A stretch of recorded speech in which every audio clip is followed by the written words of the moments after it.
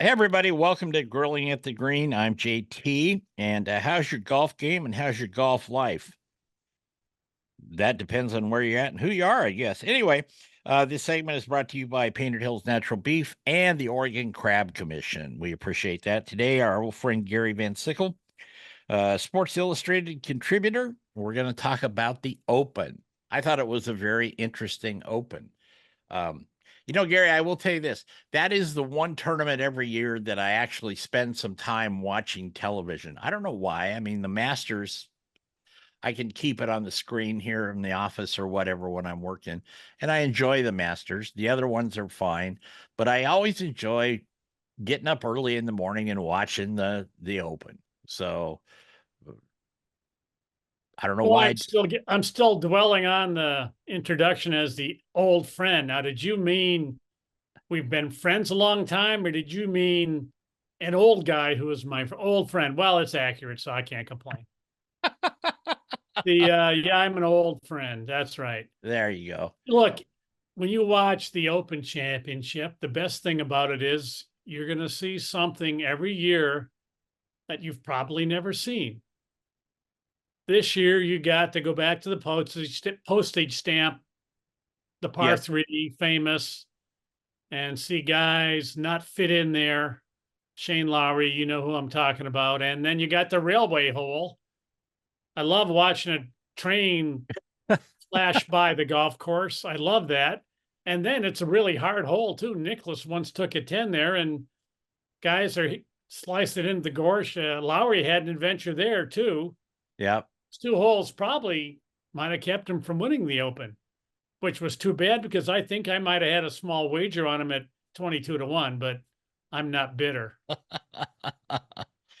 Well, he had a tough time, but I do love the Open, and I do love it. I will say that I kind of miss Peter Alice's commentary on the Open.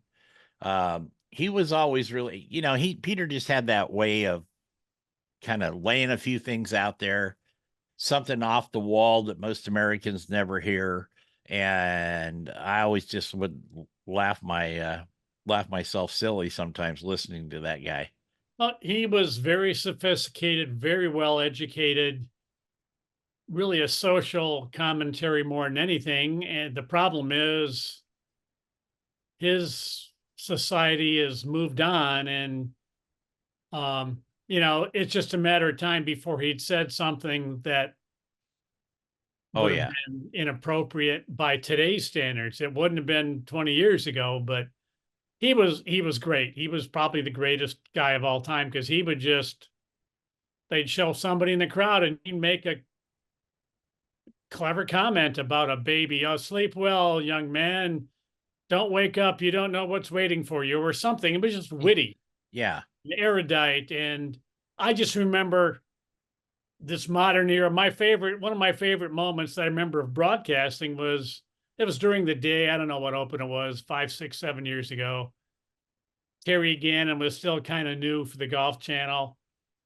So they're kind of shifting, and they wind up with Terry Gannon and Peter Alice briefly together, and Jim Furyk's on the screen, and Terry Gannon's got all his note cards, no doubt, and he's going, well, Jim Furyk's had a bad year, but he's had this, and done this, and hadn't had a top 25. It's, hadn't been a very good year. It goes on for like a minute, and Peter Alice goes, yes, he's struggled mightily.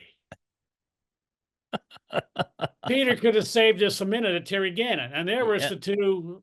I hope Terry Gannon took note of that. I'm sure he did, because he's gotten pretty good. He's really good on the Olympics on figure skating, which is a nightmare to broadcast. So I just thought the contrast of these guys who have all their staffs with the notes. Peter Alice just summed it up, and he's struggled mightily. Yes. Yes. That is so good. And It sounded like Winston Churchill talking when he talked. That was great. getting off in the weeds here, but one of my favorite books is Their Finest Hour by Churchill. There's great stuff in there. Wouldn't Maybe it have been great if Churchill was a golf announcer now? yeah, he Oh, we'll fight and we'll never give up. Arr. Arr. Or what? smoking a cigar. And when he says, "Madam," the one quote he said to, she called him a drunk, and he said, "Tomorrow you'll still be ugly, but I'll be sober," or something like that. And he was great at that stuff. Anyway, what's your overall take of the Open besides I thought, losing money on Lowry? well, I didn't win money on him. I had a chance. Um, I did win some of it back on Shoffala, but at that, after him, I had to go throw some wagers on everybody else just to try to cover it. Um, I thought it was terrific. It was exciting. It was dramatic. You said you got to have bad weather, at the Open. That's Yeah, what makes it different. These courses are playable in bad weather, and they'll make you play in the bad weather. And it compressed the field Saturday, so Sunday it was like a Kentucky Derby with 20 horses. A lot of guys had a chance to win. Somebody was going to break out of the pack, and it wound up being Shoffala. And it was great TV. And it had everything. It had the disasters. It had the crazy holes. It had some incredible shots. Scheffler hitting that 3-wood on the long par 3, and Siwoo Kim making an ace there. You had the railway hole foul ups, and then Sunday when the weather's a little calmer but not great, I mean they went low. So what's not to like? I realize Xander Schauffele is not the most exciting guy out there, and that probably contributed to the poor ratings. That not like there's a great big Xander Schauffele fan club, out right, there. He's a very good guy. He reminds me of Curtis Strange. The sum of his game is greater than the parts. There's no one part of his game where you go, Xander Schauffele, oh, he's the longest hitter. Well, he's not, but he's long enough, and he's just good at everything. And that it's nice to see a game like that pay off. But even his caddy said, look, that one shot he hit up on the green, if it bounces right, it goes into the trash. We probably don't win. So winning is a fine line, and you get a bum rap like he did when you haven't won a major because it's so hard. You got to get all the bounces and make all the putts. It's not right. that easy. No matter how good you are, it's not that easy to do. So it was an A, and it reminded me, I didn't used to like Royal Troon as much as I do now after watching this week. I'd forgotten it's better than I remembered. Yeah.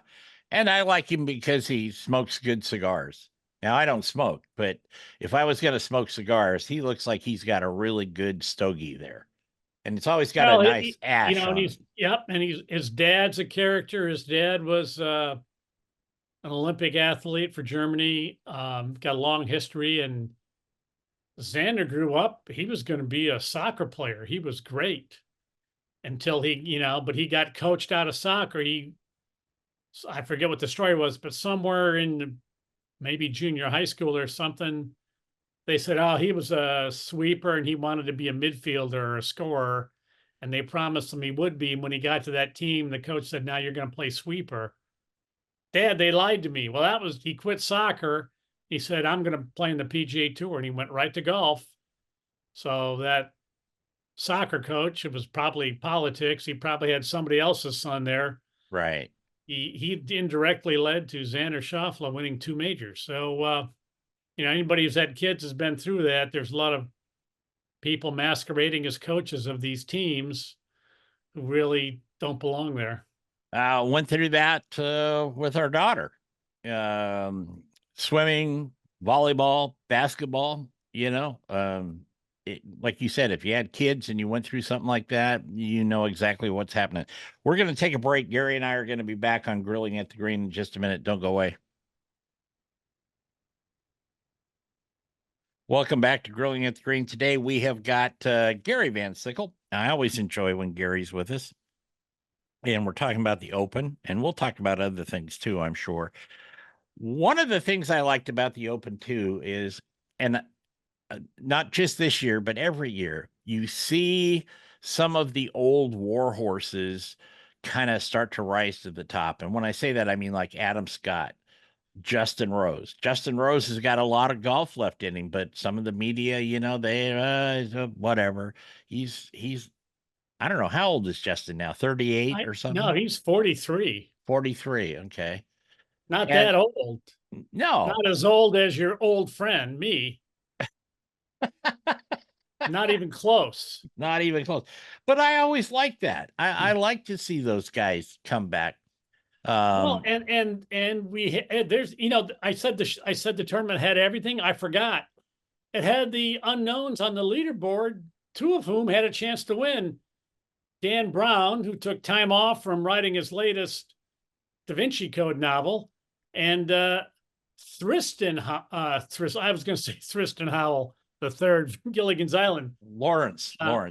Tristan Lawrence, and he played great. He was right in there till the end. I mean, you love that, and Lawrence, both those guys top 10, so they're back in next year, and Lawrence was top 4.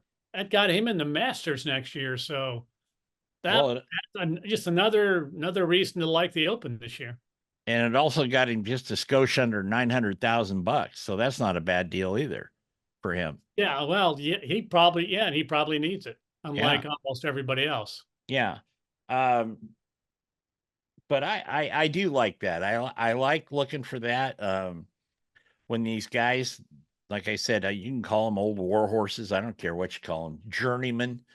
But I do enjoy watching them play. I mean, we watched Adam and Justin play for years, and they were always banging on the front door, and then they get a little longer in the tooth in their career, but they always seem to come back at the Open. And when they do come back, they seem to hang in there versus they might have a hot day at the Masters or something, and then they kind of fade. They still make the cut and all that stuff, but I don't know. I'm sentimental about that, Gary. Yeah. I guess I don't know. Well, Adam Scott should have won the Open, and I'm still a little bitter about that. This is going to sound like I'm some kind of serious gambler. I never used to bet at all, certainly on golf, and now that you can online, I do occasionally. But so the year Adam Scott was going to win the Open. Before the Open started, or maybe a week or two before, I had a dream in which Adam Scott won the Open.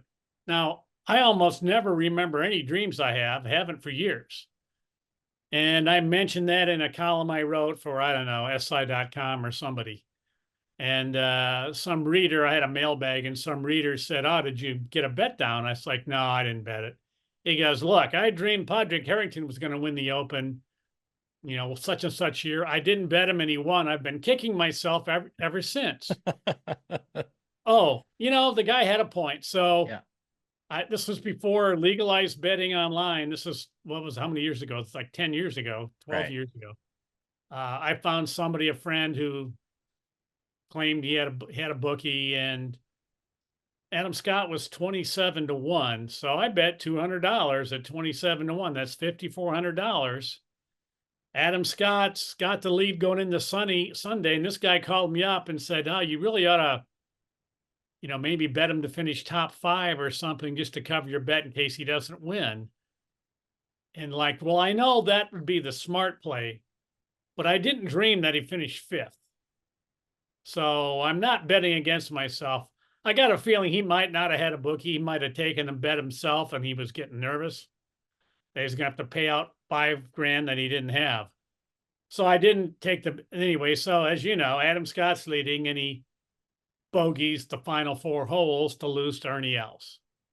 So I was, the whole thing was so weird. I had a dream, and then I did make a wager, and then he blew it. And then he came back and won the Masters. So I don't know. Maybe he wouldn't have won the Masters if he hadn't gone through that crucible and figured out what it took on the last 4 holes. Yeah, maybe so. I mean, that's out in the ether, so we'll never know that. But so Adam Scott is, I've got a file on him. That's all I can say. okay, that's pretty good. I like that. What happened to Justin Thomas? Because uh, what did you say? Peter Alice said he's had his struggles He when he was talking. struggled mightily. Struggled mightily. Well, Justin seems to have had that lately. Uh, Makes these flashes of brilliance, and then all of a sudden he's way down the list, sometimes not making the cut. But that's the nature of the game. You don't make the cut all the time. Very few over the term of the history of the PGA Tour or what have you have been constantly,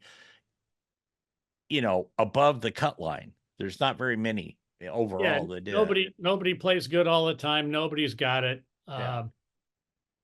I don't know. From what I've seen, it seems like Justin Thomas is not he struggles with the putter, and that can work right into your bag.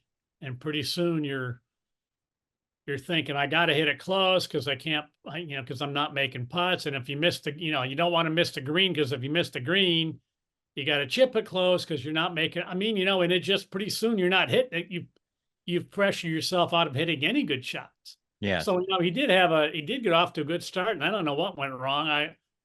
I'm guessing he probably sprayed a few drives and got in some gorse or something. I don't know, but he's, that PGA win a couple of years ago, that second PGA kind of rescued him for a little while, but he hasn't played all that great. And I know I've said this to you before, Jeff, but the great players, you look at history, they've all played great for maybe the best played great for 8 to 10 years. Right. Maybe 12 in a few cases. Rory certainly passed his expiration date. Jordan Spieth's pretty close to his, and Justin Thomas right in that neighborhood too. So we remember how good these guys are. But I would not have taken Spieth or Thomas at the Ryder Cup last time. And I said that before the Ryder Cup, and they look lost out there. Maybe those guys, they had there's so many things that bring your career down, family and fame and the fortune and the money. And it doesn't take much less work to go from number 3 in the world to number 23. And then you're 23. Now you're questioning what you're doing. And next thing you know, you're 43. And I don't know, maybe you get tired of your coach, or your coach gets tired of you. You want something new, but it's hard to climb the mountain. And I would say it's even harder to stay up there. Not everybody's driven like Tiger Woods to try to chase Jack Nicklaus's record. Everybody's just trying to make a living and, win a major, win a few times and do all that. And I'm not saying these guys are done, but I'm saying you can't expect guys don't have 18-year careers where they play great for 18 straight season. 3 or 4 guys ever do that. And it's not the norm. It's you have 5, 6, 8 good years if you're a top player. And, then you're just another guy. And whether you're Ian Poulter or Adam Scott or whomever, look at the 2 guys from South Africa, Oosthuizen and Schwartzel. They win a major, and that made their career. And that was, that Schwartzel really hasn't done much really since then. Oosthuizen's won a few things and is still playing pretty well on LIV, actually. But it's a hard game, and every year the other guys get younger, the guys you're trying to beat. Yep. We're going to take another break, Gary, and I'll be back. Stay with us here on Grilling at the Green on Golf News Network. Welcome back to Grilling at the Green. I'm JT. Hey, we got a new sponsor, Squares Golf Shoes. And I want to thank Bob back there and Catherine and all that. I actually have a pair of squares that he sent me, and I loved them. And so give them a shot. If when you get older, your feet spread out a little bit and all that. And I don't have to tell you the science or the physiology behind that, because we all feel it. I just found that Squares golf shoes fit my feet a little better, and they did help me balance a little more. So check them out. Have you ever worn a pair of Squares, Gary? I wore them today when I played 18 holes. I walked the first 9 and then rode. Yeah, I have wide feet, so I have a tough time finding shoes that fit me. Typically, you wind up getting a half size too big to get them wide enough. Right. And I got a pair of these squares last year in a pro-am or somewhere, and I'm like, yeah, Nick Faldo's endorsing him. Yeah, I don't know what, it's going to make my game better. Yeah, yeah, right. Well, never mind that. I put them on and they fit. I was so thrilled. Yes. And I'm a follower. I wear them all the time now. So when I wear these out, I'll be getting another pair. I scoffed because I didn't really know what was behind it. I thought it was just a marketing gimmick. No, it was perfect for my feet. Yeah, mine too. Not that everybody listening wants to hear about our feet, but Yeah, tell me more about your feet, Jeff. yeah, well, they've as you know, I spent a lot of years on the ranch and riding horses and all that. Got stepped on a few times, dropped a few pieces of wood on it, you might say. What And does the aroma of your feet remind you of? lavender, Sure,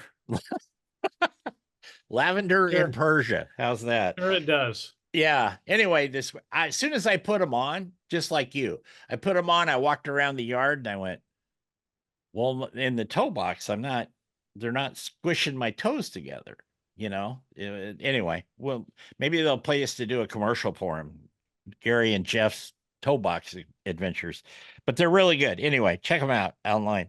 So I have to ask you this. You know that I'm a unabashed Tiger fan and all that. And I had to laugh at when Colin Montgomery made the comment about, Tiger should retire and all that. And then Tiger's come back. I was a champion here. He wasn't. I got a choice to play. He doesn't, like that. I just chuckled. I mean, Tiger did not have a good open. He went home on Friday night, whatever, but I did laugh. And then I got to thinking about it a little bit. If I'm not mistaken by my count, I looked at all the people who missed the cut, of course, Tiger being one of them, but there were 9 or 10 major champions that didn't make the cut like that. And I think it's such a thing when, like you just said in the previous segment, it's hard. It's a hard game. You can have a good game, a good year. You can have bad years. You can have mediocre years, but it all comes down to 1 or 2 rounds if you make the cut. So these people that rally against these, or rail, I should say, against some of these players, my retort is I'd like to see you go out there and play at that level. What are your thoughts? It's funny how Tiger won the war of words. He had the great, Monty, it's like a setup line. It's like Tiger's like, well, I'm exempt. He's not. Pointing it, just underscoring you never won a major. Right. After all that, Monty's not wrong. No. No. Monty was not wrong. He just said it poorly because that's what Monty does. Tiger has shown no indication that he can be competitive. And maybe, everybody's different. Tiger's had injuries, but I go back to Watson and Miller and the guys as they were aging, Nicholas. The first thing that goes is their ability to put 4 rounds together.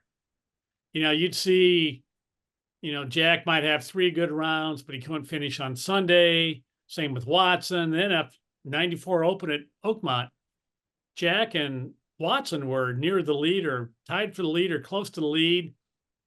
And they couldn't do it on the weekend. Whether it's ball striking, their bodies get, you're in your late 40s, 50s, your body didn't work, or it's just the putting. You can't make putts on the weekend. You go from 4 rounds to 3 rounds to 2 rounds. Tiger, I'm sure, can still shoot 1 good round in a major. But it looks like physically his body is so shot that he's got to come back out for a second day. It's not going to let him do anything. Right. So from that standpoint, he could retire. It's just a bad idea to say somebody should retire. That's their decision. We don't know what's going on behind the scenes at Tiger Woods because he doesn't tell us. And what he does tell us, we know a lot of times isn't necessarily the truth. So figure out a better way to say it, well, Tiger's had a tough time being competitive. Maybe he should, re-examine whether, Yeah. And I wrote from the Masters. I said, I think this might be his last Masters. Right. Because I don't see this guy enjoying shooting these scores and missing the cuts. he's not even a ceremonial golfer. He's, he's not breaking 80. That's not what he wants to do. So I wouldn't be surprised if he hangs it up after this year and just goes to his The the big Charlie's. TV show they're going to do, the Oh, TGL, the oh yeah, simulator. yeah. He can play there and be a factor, and there's already so much money invested in that. So Monty wasn't wrong, but he was what's He the was word? He didn't say, he wasn't polite the way he said it. But Tiger can do whatever he's earned the right to do. He can keep playing as long as he wants. People like to watch him. At some point, they might have to cut back in the coverage. Nicholas kept playing, but he still played pretty well. I remember, was it 98 when he was 58? He had a shot. So there's a little bit of a difference there. But yeah, Tiger should do whatever he wants, but I don't think his body is going to let him in. His body is only going to get, I mean, what are we waiting for? He's only going to get worse. right. It's not like, oh, he's coming off surgery. Give him 6 months, he'll get better. No, this is what he's got from now on. There's no reason to be optimistic that unless he gets a bionic leg or something, I don't think it's going to get better for him. So I I saw just the hope he doesn't stay too long and have have another vertebra go and have his quality of life really go down the toilet where, standing and walking is difficult. He doesn't owe us anything to keep playing. If he wants to quit tomorrow, that's okay by me. He's given us the thrills of a generation. yeah. Uh, and he's put golf on the map. He got these guys big money from TV and from everybody. So every player owes him as much as the previous generation owed I don't know, Palmer for getting golf on TV and creating that era of expansion. If you are interested, folks, Google. There's a picture came out, I think this week. There was a picture of Tiger in shorts, but he usually wore that black support sleeve over his leg, his right leg, that he didn't have it on. And you could see the scars from his knee all the way down to the ankle. And it's not like I've got a knee replacement scar that's about a ½ inch wide or less that you can't see it. Okay, really. This you could see. It looks like somebody was operating on him for practice in med school. And I know they didn't, but what Gary's talking about there, that should give you a real idea of the severity, especially on that right leg. I just looked at that thing and went, wow, how's this guy even walking? Period. Let alone playing golf. Yeah. That reminds me, Jeff, I wish you would please stop sending me those pictures of yourself in shorts. Okay. Of your legs, your legs. But they're so and unique. And you attach that note that says, Gary, do you like gladiators?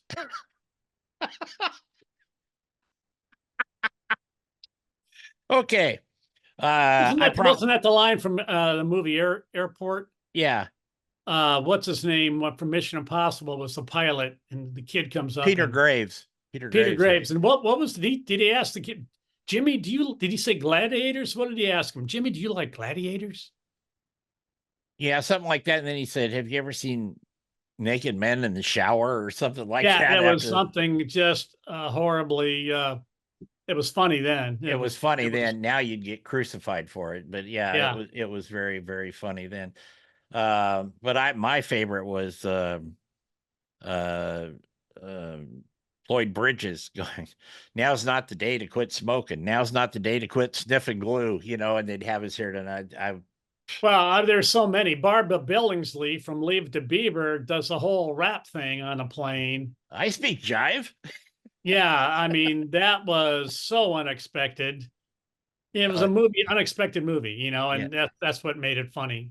Yeah. That might have been one of Leslie Nielsen's first comedy roles, because he was busy playing the hard buttoned up, police detective who had no emotion. He played all that stuff, and all of a sudden, here he's doing Don't Call Me Shirley. Movie, and apparently his favorite thing on the sets of movies and everywhere was he was in love with whoopee cushions. If you went to interview him or do something, he'd have a whoopee cushion and try to pull it on somebody. he found his calling with all those movies. I wonder how that'd go over in the press room at Augusta. Just something to think about while we go to break. Gary and I will be back in a couple of minutes here on Barbecue Nation, on Grilling at the Green. Please stay with us. Welcome back to Grilling at the Green. I'm JT. We want to thank everybody for listening. Also, the folks at the Oregon Indigenous Crab from Sea to Plate, and of course, Painted Hills Natural Beef and Squares golf shoes. Looking really forward to that. We talked about this before. Open's done for the year. All the majors are done. I don't like that. I don't like it being done this early in the year. They complain about ratings. They complain, well, everybody's always bitching about something, but I don't like this compressed schedule. We've had it now for a few years, and I don't really like it. I liked it better when they were a little more spread out. Now, this year you've got the Olympics, so that's a little different. But this gap between the middle of July and like September, October, when you either have the Ryder Cup or the President's Cup or the Solheim Cup or something worth watching out there. I don't know. Did they just decide to do that to give people at home time off to go from the television to go play their own golf games, or what? Oh, yes. The tour's only concern is the welfare and mental stability of people at home and their games. It's not about money at all. No, they gave up. It's like, we can't go up against the NFL. All right. The NFL pretty much starts September 1st, and they just threw up their hands and squeezed it together. And, as part of that, that means they got to have their great FedEx triumvirate at the end of August. Well, you can't have the PGA right ahead of that. And the PGA didn't like being the fourth major in August, and everywhere they went, I don't know. I really enjoyed going in August, having to go to PGA sites like Tulsa. It was 107.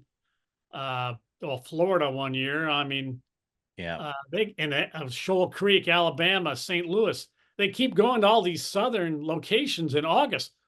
What do you think the weather's going to be? It was horrible. So they're out of that. But once you realize step one is we're ending on Labor Day weekend, now that wipes out August as a major championship week, unless you had, say, the British Open the first week of August, which they probably don't want to do. But yeah, that's what it was all about. We gave up against the NFL. Then they had the whole second season thing. The new season starts after that, and that didn't work against the NFL. Now we've got a series of events that, it's still the same season, but the season's over, but it's still the same season. Guys can move up. Yeah, I know. They're reducing, from the player standpoint, they're reducing the number of playing opportunities. And now that you've got the most successful guys calling the shots on the players board, what did they do right away as soon as Tiger got on there? Well, they gave themselves millions of dollars in, live bonuses because they did for not going to live, and they have these signature events with limited fields and no cuts. They've already got all the money in the world, and now it's like they're afraid of competition, and they want to keep all the money for themselves. So the rabbits are in charge of guarding the lettuce. Before, under the Dean Beeman's era, and then and since then until recently, the tour was run for the rank and file, and the guy in the top 125 trying to make a living. And now that guy's out the window. Rory quote earlier this year was, "Yeah, one of those guys. What do those guys bring to the table? I don't know how the tour ever got successful running it this way." Well, where do you think these stars come from, Rory? David Duval just doesn't pop out magically in his top number 2 in the world. He had to play in the Nike tour for 2 years. Yeah. And how much money do you guys need? You'll never spend much. Why do you have to have all the money? But they're they're reducing. If you look at the number of total playing spots available that one player could play, I don't have the number in front of me, but I know it's down like 20%. And they're talking about, there's too many tournaments now. Well, you how's a guy supposed to get exempt? These guys who got their cards with these signature events, they can hardly get in anything to make a check. And then with the FedEx Cup points, the events they're in don't get anywhere near the events the signature events get. So it's not even a fair playing field. A guy finishes 5th in the signature, 10th in the signature event. It's better than the guy who won the off-field event that week, the Barracuda Open. It's not right, but the average fan doesn't care. And anytime you bring it up, people say, well, just play better. Well, they would play better if they had a tournament to play in. They're now getting to the point where they don't have a spot to play. So that's what bothers me. Their greed is, in my opinion, ruining the tour. And Live hasn't helped the tour jack their purses up. And stop me anytime, Jeff, but playing for $4 million for first prize. What about the PGA Tour's TV ratings and interest levels justifies a $20 million, $25 million tournament purse? Right. If you look at what they deliver, they went from being, not really, kind of underpaid to, I hate to say they're overpaid, but it's still a niche sport. Yes. And $4 million, guys winning 40, 50, $60 million. They're not baseball players. They're not getting, how many people watch golf in the course of a year? Nothing compared to football or basketball or baseball. Well, so I think greed is sending these guys down the wrong road, and it's going to come to a bad end where you're going to have what Greg Norman wanted, a super tour of 18 events, and everybody else in golf has to play on what's going to be the equivalent of a Corn Ferry Tour, if they even have that. Right. Now, there's going to be no way to develop players because they will price themselves out of the market. And there's tournament sponsors saying that right now. I don't know how long they can keep juggling these things where, okay, yeah, you got to put up $25-30 million to hold a tournament now. It's like, well, John Deere's laying off people left and right and moving to Mexico. So you think that tournament's going to be around very much longer? Yeah, I don't think so. We got to get out of here, but Gary's going to stick around for after hours. Gary Sickle. Van Sickle? I mean, tell them about your podcast really quick. It's the Golf Show 2.0, co-hosted by myself and Kathy Bissell. She created the original golf show, which was nationally syndicated on TV. You may have seen it in the 80s. She would have tour players on, giving a swing tip, sitting around and chatting. She would have some of her media scum friends like myself on as guests to talk about what was happening on tour. And it was kind of, if you've ever seen the show Inside the PGA Tour, she kind of did that on her own back in the 80s for, I don't know, 8 or 10 years. Way before, it's hard to believe there was a time before the Golf Channel existed, but there was, and that was then. Yeah, absolutely. Gary, thank you. Folks, we'll be back next week. LPGA Tour is coming to town next week, so we'll have some interviews from then. Until then, go out, play golf, have some fun, listen to Gary's podcast after you listen to this one, and take care. We'll see you soon.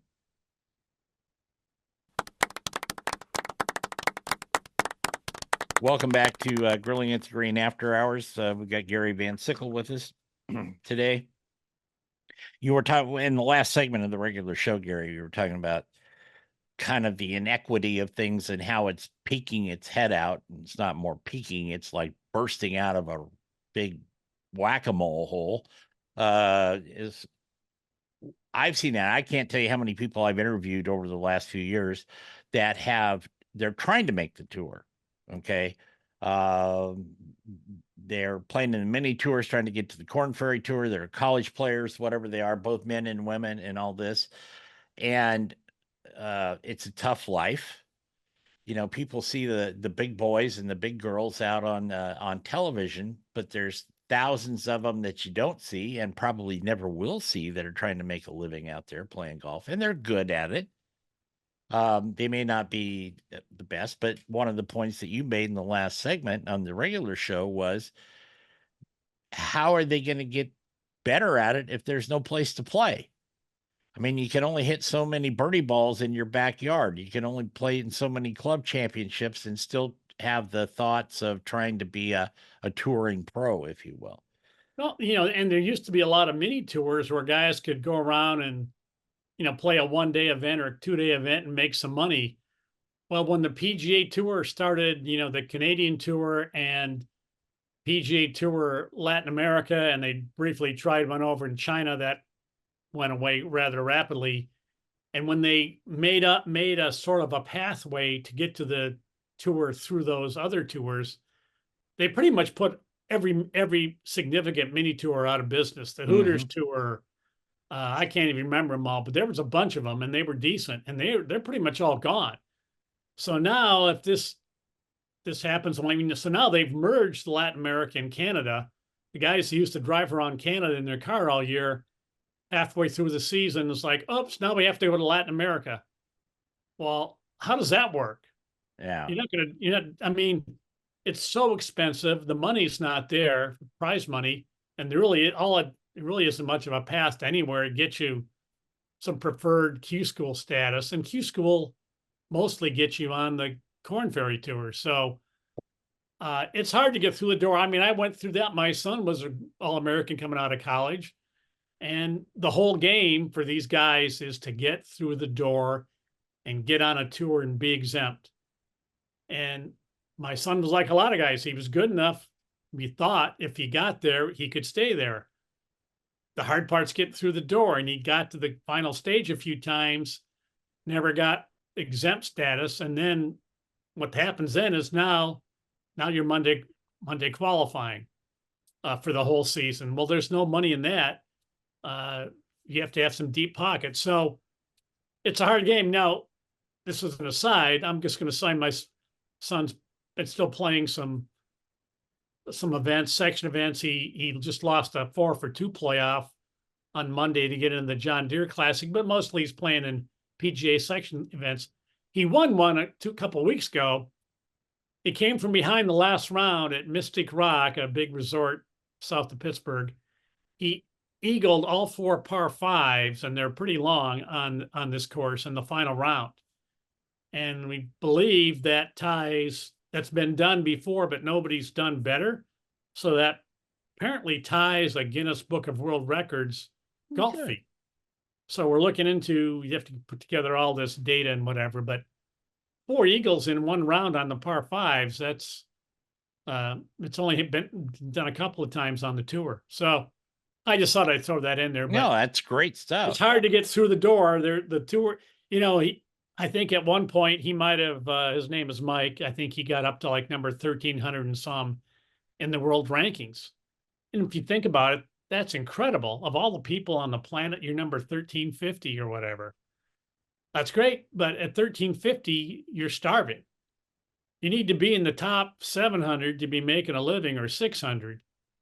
And as these tours go away, I mean, more guys, they have all these exemptions they give away. Even the U.S. Open, I mean, there's fewer, when you do the qualifying, there's fewer spots left.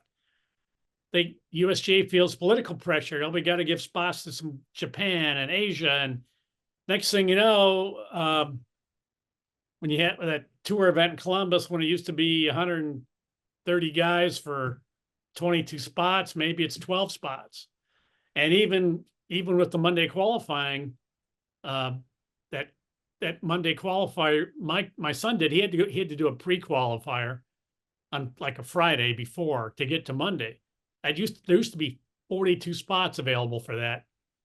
He shows up at his site and they go, oh yeah, we're playing for 7 spots and ties. And he's like, what? They cut it to 21 and ties, I guess. But there's so many guys trying it, they have to move it to 3 sites. So they had 3 different sites sending 7 players and ties to the Monday qualifier. Monday qualifier still had 4 spots, But these Corn Ferry things used to have 14, 16, 18 spots in Monday qualifying. And I think they're down to 4 on Monday.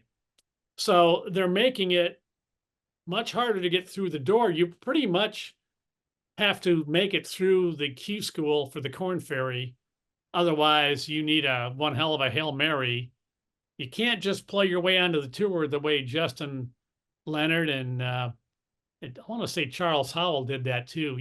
It's pretty tough to do well. Nick Dunlap, the latest example, and he validates his win at Palm Springs by winning the Barracuda thing last week. So the first guy to win as an amateur and a pro the same season. But it's a tough league, and it's not getting any easier. And the golf is getting bigger in other countries. There's more good players. They're coming here, and we got no place to put them. So I would submit, Gary, too, that I covered the LPGA a lot, and I've talked to interviewed a couple of young ladies in the past, and they have their Symetra tour and all that, and it's the same thing. yeah, Not enough spots. They can't get there. It costs them $5,000 to go play in an event. That's a made up number, but it's pretty accurate. Actually, it costs them $5,000 to get there. They win, and they win $768 with a shot at getting to the next tournament to then possibly getting into a qualifier to go on. You know what I mean? It's just yeah. weird. Well, even on the LPGA, almost half the tour, maybe a little less than half, almost half of it is played over in Asia or somewhere. Right. You tell me how the number 70 money winner on the LPGA tour can afford to go over and travel and play those events. Just can't even afford with the prize money they've been getting. It's a big ask to go travel halfway around the world to play in those events. So what are you going to do? Skip them and be behind the 8 ball and only try to keep your card by playing in 18 events instead of 30? I mean, women's golf is more popular overseas than it is here, and that's where the money is. And it's tough to be an American female player and make a living at that too, because you got to travel the world to do that. And the PGA Tour, you don't have to travel the world. Yeah, we see that a lot. Of course, we've got the Portland Classic coming up, and have covered it pretty well over the years. And you see that they young lady here, Gigi Stoll, who always got a sponsor's exemption to play in it. She tried to make the tour. She's actually made the tour now because she did the Symetra thing and this and that and this and that. But it's taken her 5-7 years or longer to do that. And another gal, Carol Inglis, that's from Vancouver. She lives in Florida now. But the same thing, her name will pop up on a leaderboard, and you'll see her, and she's done great. She placed 5th, and just like in golf, the next week she not in the top 10 or whatever, and you look in again at the check for 37th place is $970, but yet they played this one in Portland, and then where do they got to go? They got to go to Ohio or something. It's tough. It's a tough deal out there. Yeah, and the money even for the PGA Tour players isn't there like it was. I'm not sure why, but you don't get. It used to be if you're on the PGA Tour, man, you were getting $100,000 from somebody bottom minimum. Yeah, that's not the case now. The equipment companies, it's a pitch battle to sell equipment, and they don't have the kind of money they used to. They don't have the kind of profits. So, you need to have your own agent going out and getting you non-golf or golf. You need endorsement money to make a living at golf, unless you hit it big and get on the tour and you're in the top. If you're in top, well, yeah, you need Gatorade or Band-Aid if you money. keep your card, you're pretty much made close to $1 million on the golf course. So, but yeah, it's not a undertaking to be done without some serious sponsorship behind you. And you can't just waltz out and play your way on anymore unless you're a phenom. Well, and it's not for the faint of heart to try, really. Um, just like you said, it's The guys come out and say, I didn't have a plan B because I don't want to have a plan B. I have to make this work. Well, I appreciate, I admire your confidence, but you probably should have a plan B because almost everybody doesn't make it. A lot of great players didn't make it or didn't last long if they did make it, you know? So would it be any better if you got on the tour for 3 years and finished 145th and, you know, hardly made anything? I don't know, but at least you would know, maybe you would get an idea of where you stood against the other guys. right. But also while you're out there, you have access to all these services, the trainers, the fitness van, the knowledge, the coaches. I know a lot of these guys are like ambulance chasers, but still, Joe Schlabotnik in Wyoming doesn't have access to Butch Harmon or some famous teacher. He gets on the tour, now he does. So by getting there, you have a chance to access all these opportunities where you can raise your game up so you can compete with the top 50 in the world. And, you know, if you never get there, you're at a competitive disadvantage against those guys. No, it's tough. It's tough. It's a tough way. I remember a friend of mine, uh, he worked in the television business, a good guy. He's gone now, but I was complaining one day that I said I couldn't hit the ball for some reason over, to say, 200 yards. And Brian looked at me and he said, Jeffrey, and he when he was trying to be serious, he always called me by my proper name. Jeffrey, there's a lot of people on the tours that can't hit the ball over 200 yards, but they make a very good living for themselves. That was back in the 90s. Okay. And they were making a good living for themselves, I think, in comparative dollars to dollars today to how they got there. And they didn't have to bomb a drive 386 to be competitive. They could keep it in the middle and go. And no, they never expected to win a major, but they could place in the top 20, so to speak, 10 times that year and make a decent living. And they didn't also have a crew, a posse, a team. Yep. They didn't have a private chef. They didn't have a private masseuse. They didn't have a shrink with them. They didn't. It was usually them and their wife, and maybe they met their coach at the tour stop because he was going to be there anyway, and that was about it. So those guys did make a decent living, and a lot of those guys are now head pros at exclusive clubs around the country or what have you. But a lot of that's gone, you know. Yeah. Well, I just think of Byron Nelson in his book talking about he and his wife driving across Texas in the winter on the tour, and that they have to stop every 50 or 60 miles to take the brick on the front floorboard and go in and get it reheated, and then go out and put that back in the car because that's how you kept the car warm. You used heated bricks. Cars didn't have heaters in Heaters. the 20s and 30s. That was a later invention. And can you imagine that? You stop and trade your brick in for a hot one. And as you drive from the, Texarkana to Laredo or somewhere to win enough money to buy a set of tires. Right. Yeah, it's Right. changed. Yeah, it's changed a lot. It's still a great game, though.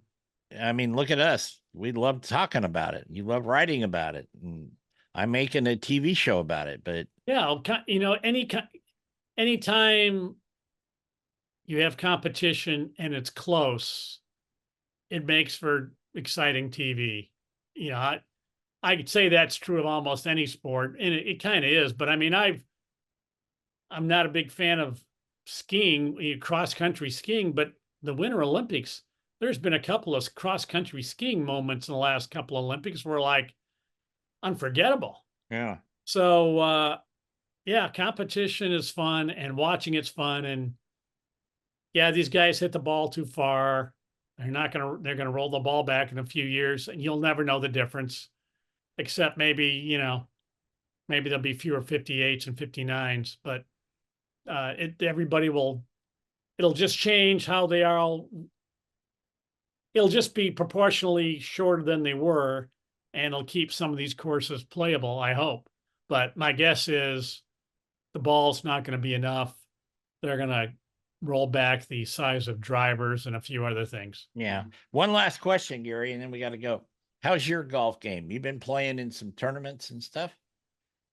I played in the U.S. Senior Am qualifier in West Virginia in real windy day, and I finished fifth. The problem is it was a one spotter, so I was only 4 shots back, so it wasn't bad. Then I played my club championship 2 weeks ago and just played abysmal.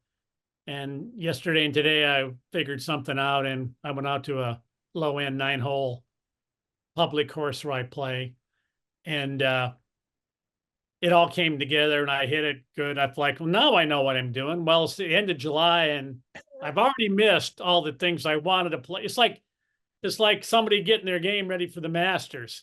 Yeah, I got ready, but it didn't kick in until the 1st of May.